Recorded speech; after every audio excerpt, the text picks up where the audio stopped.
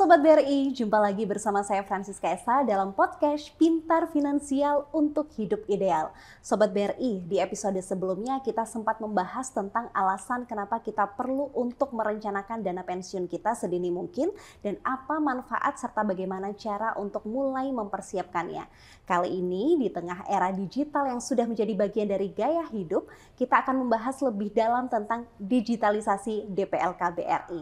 Tentunya saya masih ditemani ngobrol bareng dengan Ibu Aris Susmianti, Division Head Investment Service BRI. Apa kabar Ibu hari ini? Baik Mbak Eca. Semakin semangat untuk terus menginspirasi dan mengedukasi ya Bu, tentunya tentang financial planning juga. Ibu, kalau di episode sebelumnya kita sudah disampaikan juga oleh Ibu mengenai pentingnya untuk mulai mempersiapkan dana pensiun sejak dini. Kalau saya mau buka dana pensiun nih Bu, ini tuh saya harus ke cabang terdekat atau ada cara lain Bu sekarang? Baik Mbak Eca, jadi kalau ke cabang terdekat mungkin dulu banget ya.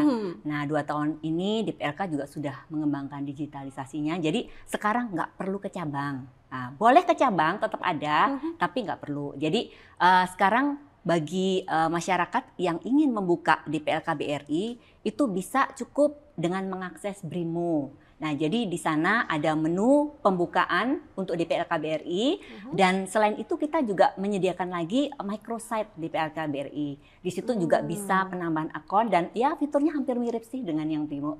Oke, tapi Bu kadang kan ini sebagai orang awam gitu ya, mungkin Sobat BRI juga ada rasa takut. Aman nggak sih Bu kalau kita buka lewat channel-channel digital seperti itu Bu?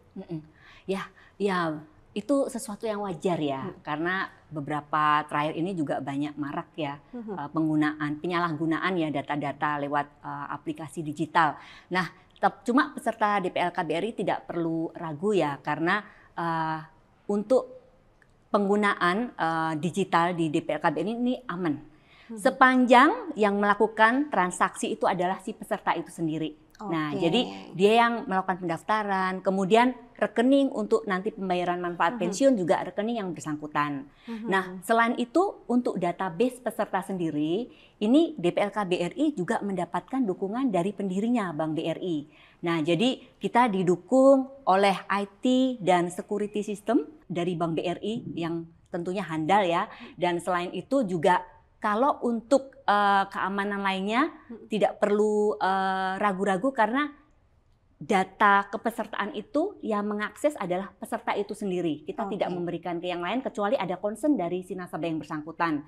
Dan kita juga selalu mengutamakan KYC sehingga memang nasabah itu yang bisa mengakses datanya. Oke, Ibu, selain tadi menu-menu pendaftaran dan juga informasi saldo, sebetulnya fitur-fitur apa lagi sih Bu yang bisa untuk dinikmati oleh para peserta Brifind DPLK BRI ini Bu? Ya, kalau teman-teman punya Brimo ya, mungkin bisa sambil dicek-cek gitu ya. Jadi dulu awal-awal kita memang hanya punya misalnya untuk pendaftaran. Nah, makin kesini makin lengkap Mbak Eca. Nah, jadi selain pendaftaran bisa juga menambah akun. Kemudian sekarang juga bisa info saldo. Info saldonya bukan cuma info saldo total, tapi bahkan returnnya itu gain atau loss-nya itu juga nampak. Jadi bisa dilihat misalnya plus berapa ini, sudah berapa rupiah gitu. Atau mungkin kalau dia saham bisa jadi ada suatu saat minus gitu. Tapi mudah-mudahan enggak ya, kalau BRI kayaknya di atas benchmark terus deh ya. Jadi selain itu juga bisa setting auto payment.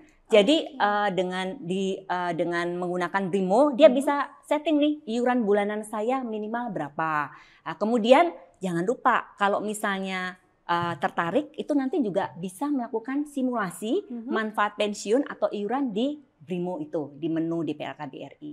Oke, jadi menunya juga sudah semakin lengkap dan kita juga sebagai nasabah gitu ya Bu bisa tahu nih informasi saldo kita seperti apa, bahkan tadi bisa auto debit juga gitu ya. Jadi kita mempersiapkannya tuh semakin matang. Nah, kalau ke depannya nih Bu, kira-kira digitalisasinya kan pasti nggak berhenti di sini dong. Apalagi Bu yang sudah dipersiapkan oleh DPLK BRI ke depannya terkait dengan digitalisasi? Kan peserta DPLK bukan hanya nasabah BRI ya, tapi juga non BRI. Nah, untuk nasabah non BRI kita juga sudah mempunyai itu bisa top up ke Brifind itu melalui rekening bank lain.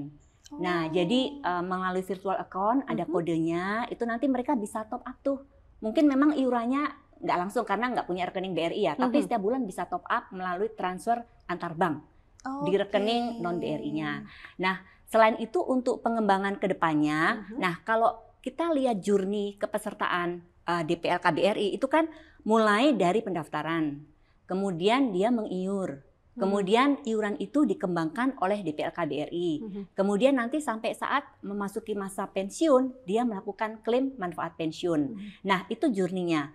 Kalau dari pendaftaran sampai dengan mengetahui akumulasi iuran, pengembangan itu kan sudah ada ya di kita. Nah tinggal di ujungnya nih Mbak Eca, klaim. Nah saat ini kita sedang dalam tahap finalisasi klaim secara digital.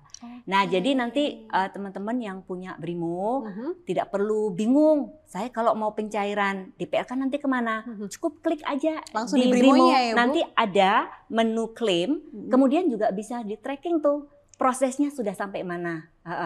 Jadi harapannya ini lebih memudahkan lagi dan sebagai journey end to end untuk kepesertaan peserta di DPL KBRI.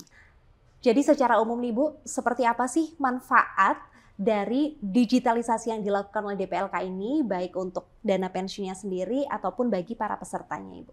Ya, kalau untuk di DPLK-nya sendiri, nah ini tentu saja memangkas proses yang tadinya masih manual ya, dan itu kan biasanya butuh waktu. Nah ini akan SLA-nya akan lebih cepat dan juga kita akan lebih efisien. Itu kalau dari sisi DPLK. Nah kalau untuk sisi pesertanya, saya rasa ada 3 benefit utama sih ya terkait digitalisasi ini. Yang pertama kemudahan ya, kemudian yang kedua kecepatan, dan yang ketiga adalah transparansi.